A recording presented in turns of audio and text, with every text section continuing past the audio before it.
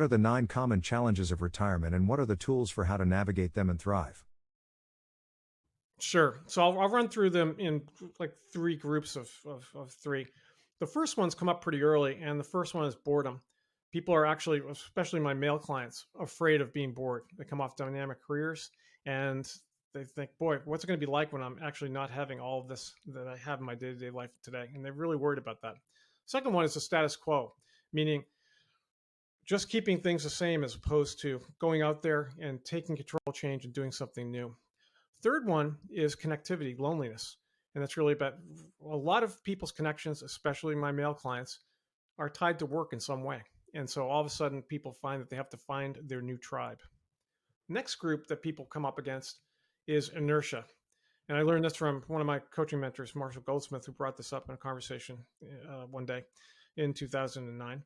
And it's really that you have to really push against the forces of inertia that gets guys to just kind of stay in one place. And this comes up a lot in retirement when people kick back, take a break, recharge, and everyone deserves that. But if you don't break out of it, that becomes the new norm. And that can be very unsatisfying for a lot of people. Next one is expectations. And it's not only your own expectations about your life in retirement, but other people's expectations. You don't want necessarily your neighbor's retirement, your parents' retirement, the person down the street, your colleague, etc. What's it going to be for you? And then no shortage of this next one these days, uncertainty. How do you plan your next phase when everything around us is less clear? And then the third group, and think of these are almost like a hierarchy. So now we're into like the championship round here. Complacency. You don't stop growing when you retire.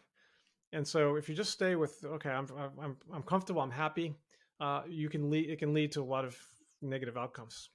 Next one is obligations. We have a lot of things that we were obligated to do, but sometimes those obligations are magnified in our own minds. So you're going to test against them, sometimes renegotiate some of them, look for some alternatives. And then finally, and this is the big one, you get a lot of things from work besides the paycheck, and one of them is purpose. What's that new purpose going to be after you retire? And I find most of my clients end up building a multi-purpose retirement, not a purpose that you would have to go off to a 3-month retreat in the mountains to find, but just by getting engaged in some new things, sometimes new purposes emerge. So those are the 9, and they surprise people.